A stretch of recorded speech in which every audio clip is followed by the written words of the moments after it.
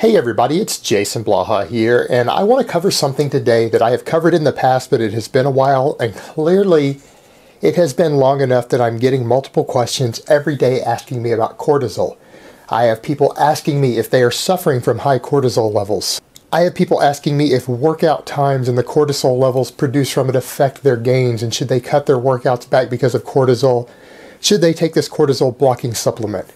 And up front, let's make it perfectly clear. Anyone who's talking to you about cortisol or a supplement or a lifestyle change is going to change your cortisol enough positively or negatively to affect your muscle or body fat is a bullshit artist who is trying to scam you and they do not know anything about the subject. I will repeat that. They are a con man who is trying to scam you and they actually don't know what the fuck they are talking about. Now, as far as truly elevated cortisol levels, if you have high cortisol levels, that is a medical issue. You don't need to see me. You don't need to see a personal trainer. You don't need to see a nutritionist. You need to see a medical doctor.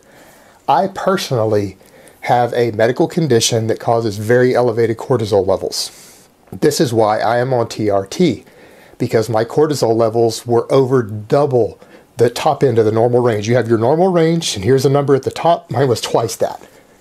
Chronically all day, every day, which accordingly pushed my testosterone levels down, messed up my insulin sensitivity. And through a combination of testosterone replacement therapy, which can affect it through the negative feedback loop, going back to heavy weight training, which can over time reduce stress, and basic stress management, those three things combined together have brought me back down into the normal range. But it required medical intervention. Now, as far as cortisol being linked to gaining fat, this isn't true. There are studies going both directions. There were some studies showing that in some people, elevated cortisol was associated with more belly fat.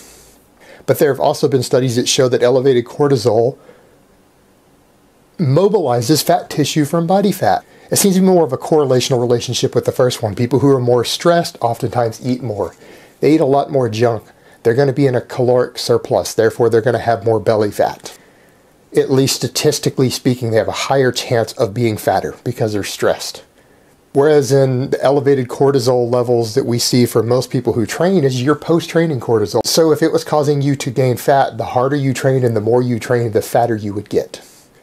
Well, we don't see that in the real world. Athletic people and extreme athletes tend to be the leanest people in the world.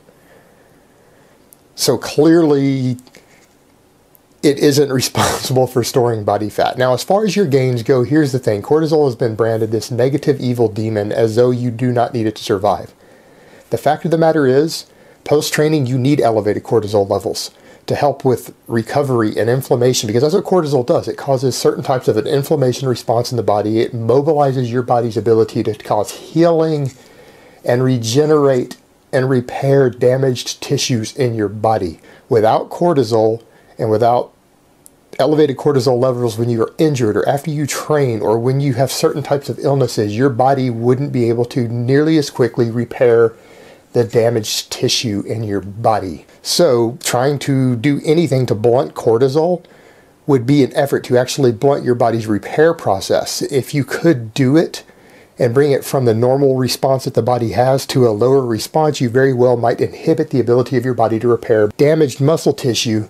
From training, you could gain less. Now, what do we see from studies? We do see that although studies on hormones show that the amount of testosterone that people release as a result of training has no correlation whatsoever with the amount of muscle tissue they gain when it's looked at over several months for a long-term study. But the amount of cortisol is, the more cortisol that people produce after they train, generally the faster they gain muscle mass.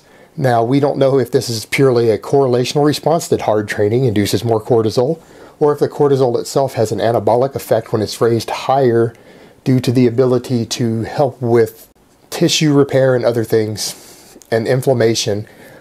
But irrespective of the fact that we know that it's associated together, so it would seem really silly to try to lower the cortisol when there is absolutely no evidence that lowering cortisol response to training improves gains or muscle mass, but we know that the higher response of cortisol is associated with more muscle.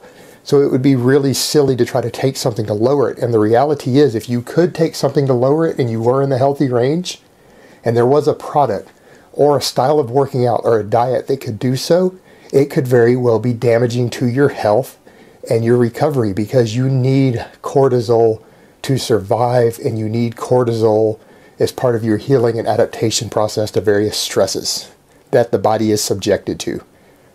So if these products and ideas actually worked, and they don't, but if they did, they could be harmful to you. So in short, anyone trying to help you manage your cortisol levels who is not a medical doctor is a scam artist, and they are trying to con you, or they are an idiot. Alright guys, that's really all I have to say on it today. I hope it has been informative, and I will talk to you guys next time. But let me give you guys a bicep shot before I go.